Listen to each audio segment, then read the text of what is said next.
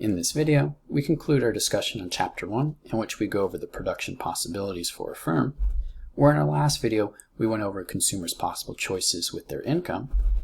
Now in today's video, we'll go over a firm's possible choices with their factors of production by considering some preliminaries to then go over the firm problem as well as the production possibilities frontier, and then conclude with an example. Beginning with our preliminaries, recall our premise for economics was the following axiom. Agents have an unlimited amount of wants, but a finite quantity of resources. Therefore, a consequence was scarcity, that is, the lack of resources to satisfy all wants with those resources. Therefore, our agents must then choose how to use their resources to fulfill wants, where our agent types were consumers and firms. We also saw that in terms of our agent wants and resources, that consumers have wants in the form of engaging in leisure time as well as consuming goods and services, while their resources came in the form of time and income. With respect to firms, their wants came in the form of profits, while their resources were the factors of production, that is, land, labor, capital, and entrepreneurship. Now we want to see a consequence of scarcity using our agent types and how they use resources to fulfill wants. We will do so by looking at the choices available to our agent types with their resources. We did this already with our consumers by developing the budget constraint with their income. Now we seek to do this for firms. So let us begin.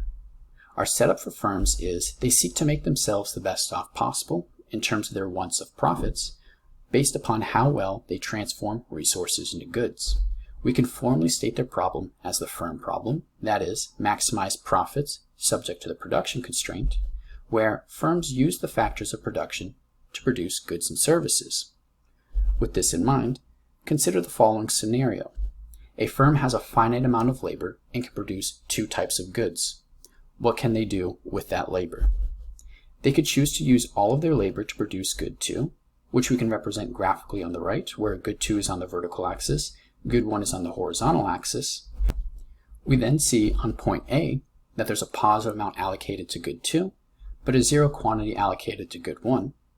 Alternatively, the firm could choose to use all of their labor to produce good 1 and good 2, which we can represent with point B, and point C, where we see a positive amount is allocated to good 1 for point C and for point B, and a positive amount is allocated to good 2 for point C and for point B. Lastly, the firm could choose to use all of their labor to produce good 1, which we can represent with point D, where we see a positive amount is allocated to good 1, but a zero quantity is allocated to good 2, where all the possible combinations available to the firm will define their production possibilities. That is, all the possible combinations of goods and services a firm can produce given their current production technology and their factors of production. We will represent this by connecting our points A, B, C, and D. Some things to observe with the production possibilities frontier are that, like with the budget constraint, opportunity costs exist. That is, the benefit lost of Y to obtain more of X, which we can see with the rightward movement along the PPF. That is going from point A to B, B to C, and C to D. We see that to obtain more of good 1 with this rightward movement, some of good 2 must be given up along the way. Not only that, but the quantity of good 2 that we give up along the way increases due to factor of production resources not translating 1-to-1 in terms of how goods are produced. So this property we state as increasing opportunity costs. Additionally, in terms of resource utilization rates, if the firm is not using all of their factors of production, in this case labor, or their production technology, then this will correspond to a point below the production possibilities frontier, as we see with point E, where in this case, given the firm's current labor and production technology, they could be producing a strictly greater quantity of good 2, or good 1, or some combination of the two to return to their production possibilities frontier. And lastly, points above the production possibilities frontier represent combinations of good 1 and good 2 that are not currently available to the firm given their current labor and production technology, as we see with point F. And in terms of how the production possibilities frontier is determined, it's going to be determined by both the factors of production as well as production technology, in which The production possibilities frontier is positively related to the factors of production as well as technology, keeping labor in mind for the factors of production. So if there's an increase in labor, or if production technology improves, this then means that the firm can produce more goods and services than they could before, which we can represent graphically with the rightward shift of the production possibilities, as we see from going from PPF to PPF1 in purple, where there's a greater combination of good 2 and good 1 that can be produced.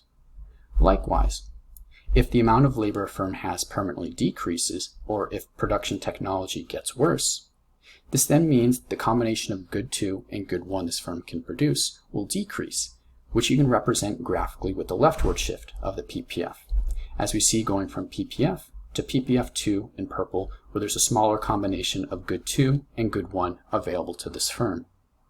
With all this in mind, let us then conclude with an example. Suppose that we have a firm that cleans both airplanes and buses.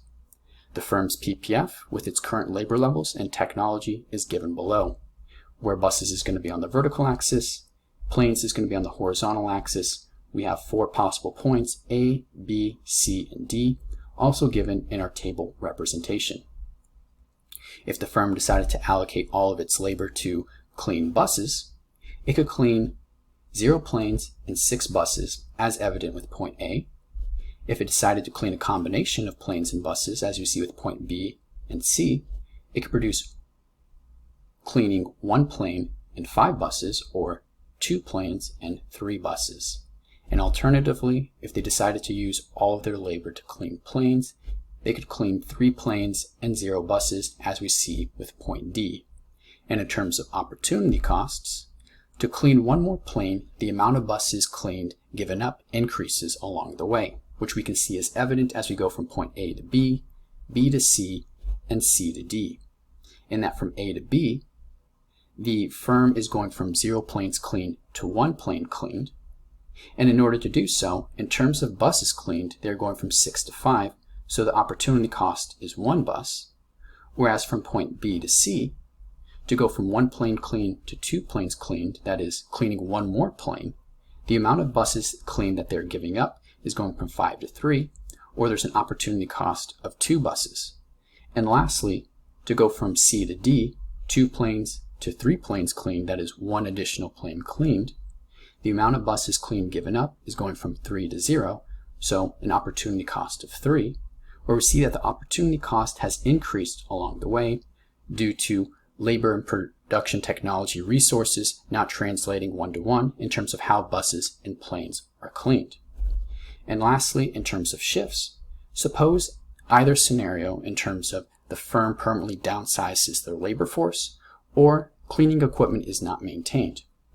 In either case, with a reduction in their labor force, or with cleaning equipment not quite as useful as it once was, this means the amount of buses and planes that they can handle will be strictly lower than before, which we can represent with a leftward shift of the production possibilities going from PPF to PPF2 in purple.